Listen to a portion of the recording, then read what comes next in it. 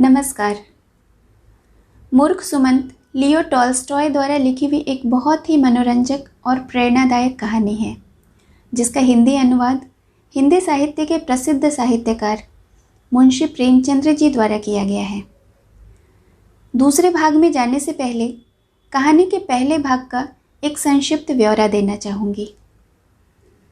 तो पहले भाग में हमने देखा कि विजय सिपाही, तारा वणिक और मूर्ख सुमंत 3 भाई होते हैं, जिनमें से कि विजय और तारा अपने लालची स्वभाव के कारण अधर्म के हाथों सताए जाते हैं और अंत में विनाश के कगार पर पहुंचा दिए जाते हैं। मूर्ख सुमंत सीधा साधा और सरल स्वभाव का है। उसे पैसे से अधिक खुद के हाथों से मेहनत कर खाना और जितना मिले उसमें खुश रहना ज़्यादा पसंद है। अधर्म दोनों भाइयों को सताकर अब मूर्ख सुमंत को सताने जा रहा है। आइए सुने इस रोचक कहानी का दूसरा और अंतिम भाग।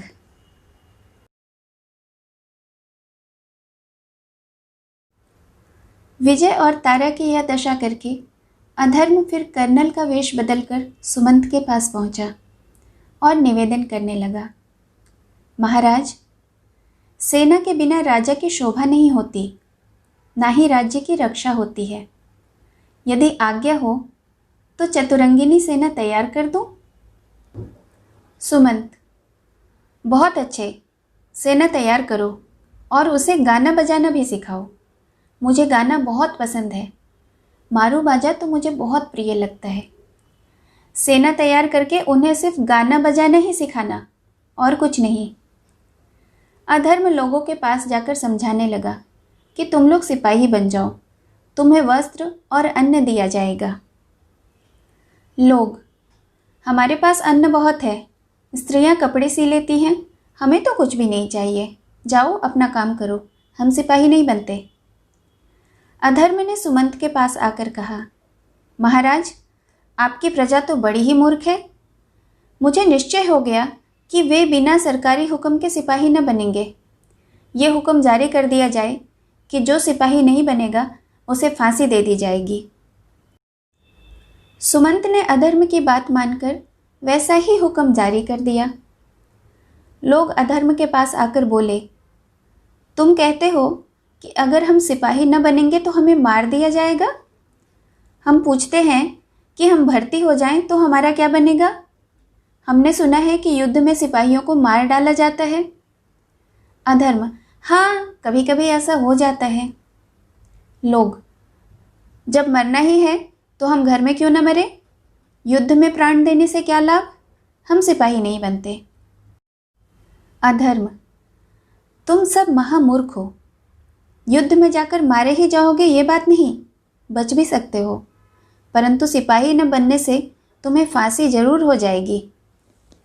लोग डरकर सुमंत के पास पहुंचे और बोले, महाराज, एक सेनापति हमें अचरज की बात सुनाता है। उसका कथन है कि अगर हम सिपाही न बने तो महाराज हमें फांसी दे देंगे। क्या यह बात सत्य है? सुमंत हंसकर, भला सोचो तो, मैं अकेला तुम सबको कैसे फांसी दे सकता हूँ? लोग, तो हम सिपाही क्यों बने? सुमंत, मत बनो। लोग अपने अपने घरों को चले गए। अधर्म बहुत निराश हुआ कि यह मंत्र तो न चला। अच्छा, पड़ोसी राजा के देश जाकर उसे ये उपदेश करता हूँ कि ऐसे मूर्ख राजा का देश छीन लिया जाए। अतएव एक दूसरे राजा के दरबार में जाकर उसने विनय किया, महाराज, सुमंत के राज्य में अन्न और पशु बहुत हैं, रुपया न हुआ तो क्या है, बस चढ़ाई कर उसका राज्य छीन लीजिए। राजा ने अधर्म की बात मानकर युद्ध की तैयारी शुरू कर दी। उधर सुमंत की प्रजा यह खबर पाकर सुमंत के पास पहुंची, महाराज, उत्तर देश का राजा युद्ध करने के वास्ते आता है। सुमंत ने कहा, आने दो, हमारी कुछ हानि नहीं। उत्तरादेशपति ने सुमंत की सेना का हाल लेने के लिए कुछ सिपाही भेजे। वहां सेना कहाँ थी, भेद किसका ले? वे लौट कर चले गए। तब उस राजा ने सेना को आज्ञा दी कि जाकर देश लूट ले। सिपाही गांव में पहुंचकर अन्न, वस्त्र, पशु इत्यादि लूटने लगे। सुमंत की प्रजा ने किसी का सामना नहीं किया, किसी ने कुछ न कहा, वरन सिपाहियों की सेवा करने लगे और कहने लगे, भाई, अगर तुम्हारे देश में रहने से तुम्हें कोई कष्ट होता हो तो हमारे यहाँ आकर रह लो। अब सिपाही सोचने लगे कि युद्ध करें तो किससे करें। यहाँ तो सब लोग आप सब कुछ देने को तैयार हैं। अपने राजा के पास जाकर बोले, महाराज, सुमंत की प्रजा तो स्वयं सब कुछ देने को तैयार है, लड़ाई किसके साथ की जाए। राजा ने कहा, कुछ चिंता नहीं, जाओ गांव जला दो, सब पशु मार डालो, हम लड़ाई अवश्य करेंगे। यदि मेरा कहा ना मानोगे तो तुम्हें तोप के मुंह से बांधकर उड़ा दूंगा। सिपाही भयभीत होकर फिर लौटे और गांव जलाने लगे। सुमंत की प्रजा ने उनसे प्रेम पूर्वक कहा, ऐसे अच्छी चीज़ों को भस्म करने से आप लोगों को क्या फल मिलेगा।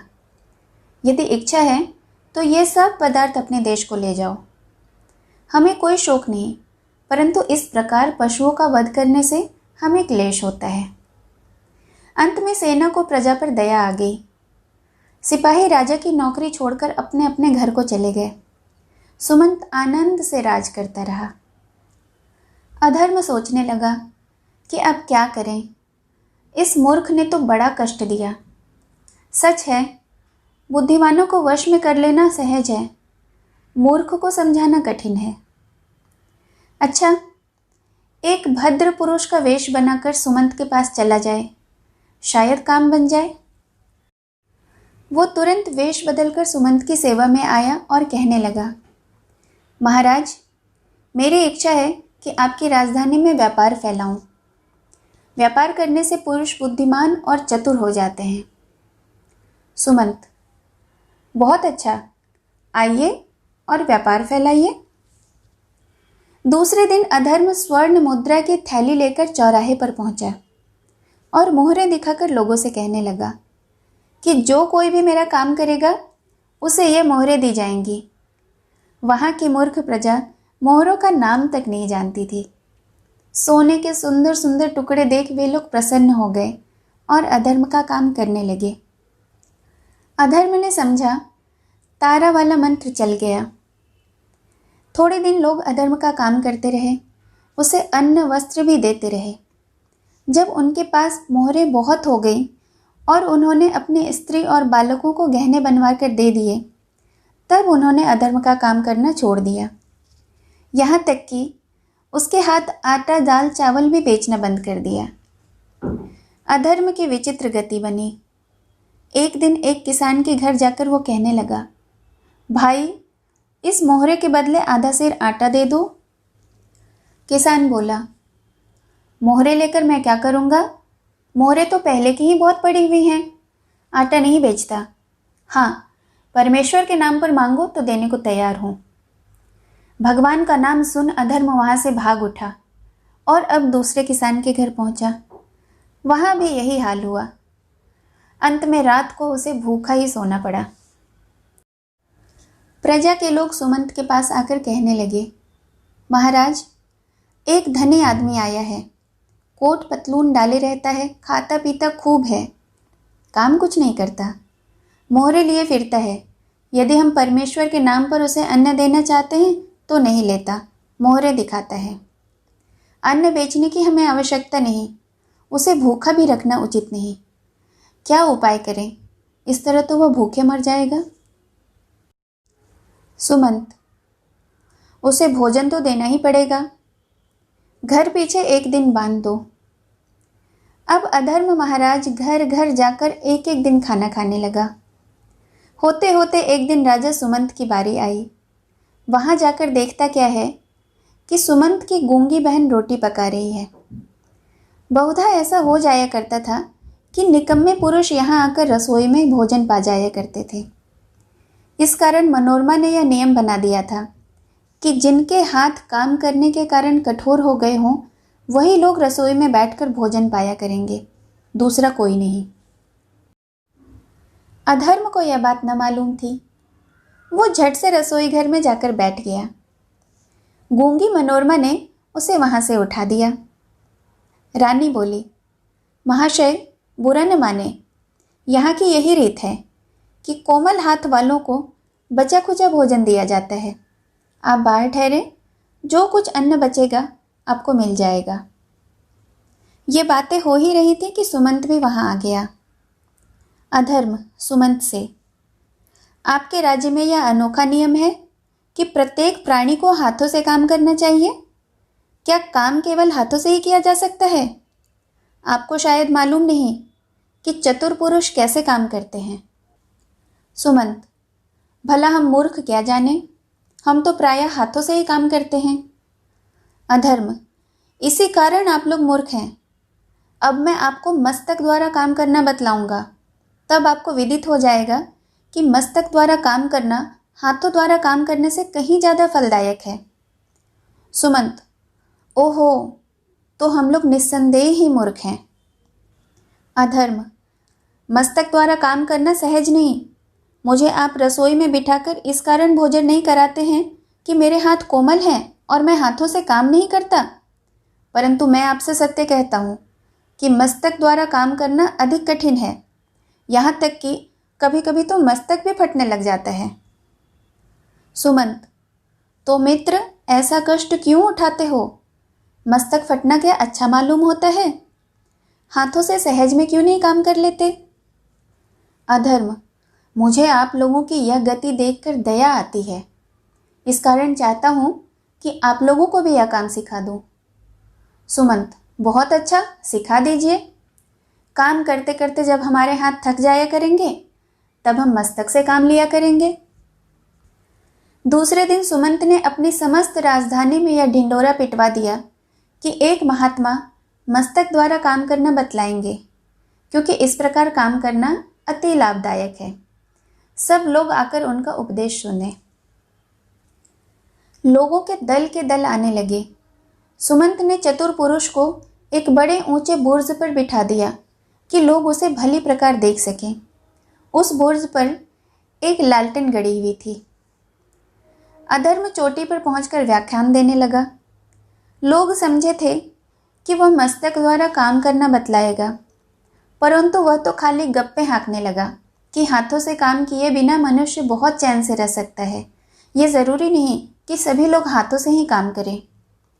लोग एक अक्षर न समझे, निराश होकर अपने अपने घरों को लौट चले। अधर्म कई दिनों तक बुर्ज पर बैठा बकवाद करता रहा। उसे भूख सताने लगी। लोग समझते थे कि जब मस्तक द्वारा काम करना हाथों से काम करने से उत्तम है, तो उसे भोजन की क्या कमी हो सकती है। इस कारण उन्होंने भोजन भी नहीं पहुंचाया। सुमंत ने प्रजा से पूछा कि क्या महात्मा ने मस्तक द्वारा काम करना प्रारंभ कर दिया? सबने यही उत्तर दिया कि महाराज, हमारी तो कुछ समझ में नहीं आता, वो तो कोरा गाल बजाया जाता है, दिखाता विखाता कुछ भी नहीं। तीसरे दिन अधर्म भूख और प्यास के मारे गिर पड़ा और चोटी पर से लुढ़कता लुढ़कता धरती पर आ गिरा और उसका मस्तक फट गया। लोगों ने दौड़कर रानी से यह बात कही। रानी दौड़ी हुई खेत में गई। मूर्ख सुमंत उस समय खेत में हल चला रहा था। रानी, महाराज शीघ्र चलिए, वो महात्मा मस्तक द्वारा काम करने लगा है। अच्छा, चलो तो। सुमंत ने आकर देखा कि महाशय जी धरती पर पड़े हैं और उनका मस्तक फट गया है।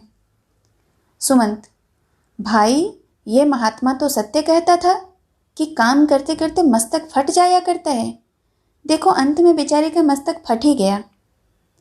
सुमंत चाहता था कि पास जाकर देखे कि उसने कितना काम किया है, परंतु अधर्म अपनी मूर्खता के प्रभाव से धरती में समा गया।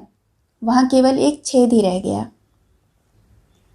सुमंत, ओहो, तो ये भूत था। मालूम होता है ये तीनों का पिता था। सुमंत अभी जीता है। राजधानी की बस्ती नित्य दिन बढ़ती जाती है। विजय और तारा भी उनके पास आकर रहने लगे हैं। अतिथि सेवा करना सुमंत ने अपना परम धर्म मान रखा है। इस राजधानी में यही एक विलक्षण रीति है कि लोगों के साथ रसोई में बैठकर केवल वही पुरुष भोजन कर सकता है जिनके हाथ कठोर हों। दूसरों को बचा खुचा भोजन दिया जाता है। अभी आप सुन रहे थे लियो टॉल्स्टॉय द्वारा लिखी हुई कहानी मूर्ख सुमंत। इस कहानी का हिंदी अनुवाद किया था मुंशी प्रेमचंद्र जी ने। सुनने के लिए बहुत बहुत धन्यवाद। फिर मिलेंगे एक नई कहानी के साथ। नमस्कार।